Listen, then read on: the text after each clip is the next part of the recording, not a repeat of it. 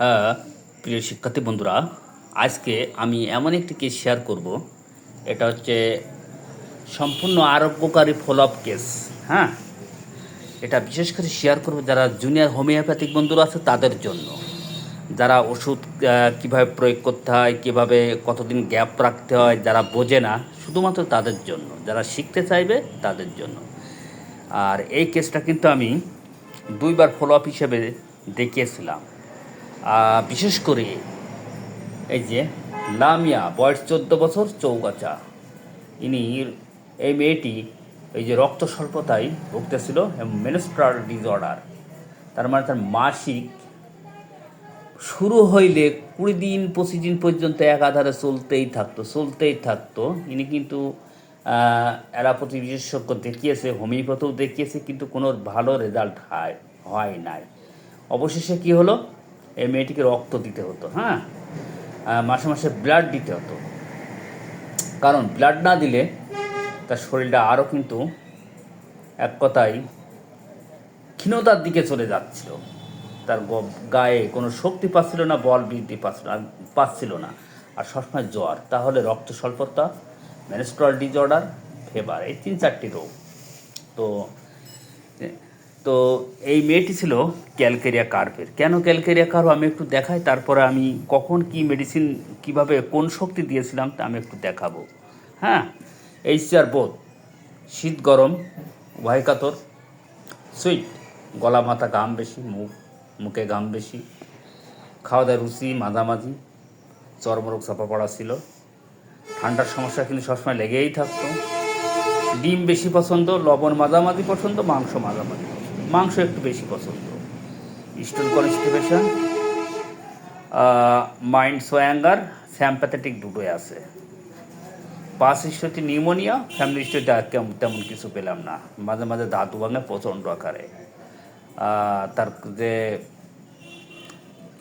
ছোটোকাল থেকে তার কিন্তু যতগুলো করোনা টিকা বলছি, যতগুলোর হচ্ছে টিকা, সব কিন্তু নেওয়া হয়েছে। তো বন্ধুরা, এখানে আমি বিশেষ করে মেয়েটির ফিজিক্যাল মেকআপ ছিল ক্যালকেরিয়া কার্ভের। হ্যাঁ, ক্যালকেরিয়া কার্ভের, সে কারণে আমি কিন্তু ওটা ধরে, আর বিশেষ করে মেয়েটি 14 বছর, কিন্তু দেখলে মনে হবে যে তার বয়স কিন্তু 30। অত্যাধিক মোটা সোটা, নাদুস নুদুস, বেশ সুস্থ লম্বা।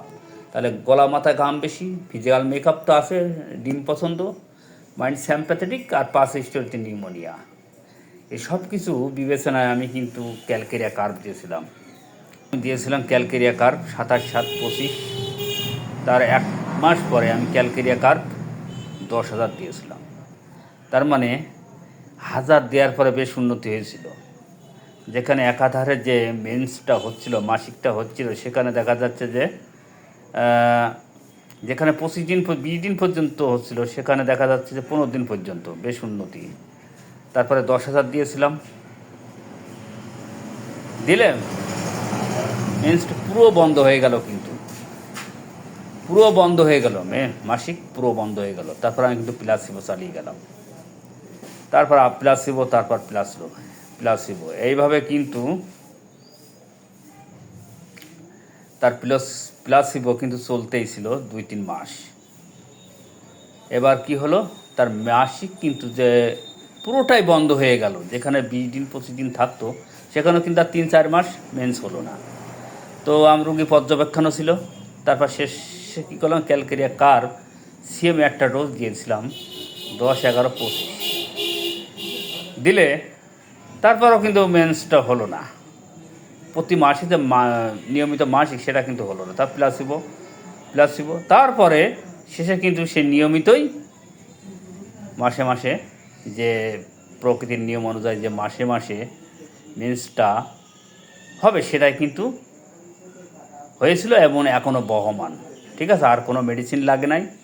সো বন্ধুরা, এই যে কতদিন গ্যাপ রাখেছি, কতদিন পরে দিলাম, আপনারা একটু দেখে নেবেন। দেখেন কত সুন্দর, মাত্র 3টে পটেন্সি ব্যবহারে পুরো আরোগ্য। তাই ওষুধ যদি সঠিকভাবে চেনা যায়, তাহলে আরোগ্য করতে আমাদের কাছে কিন্তু কোনো ব্যাপারই না, ইনশাল্লাহ।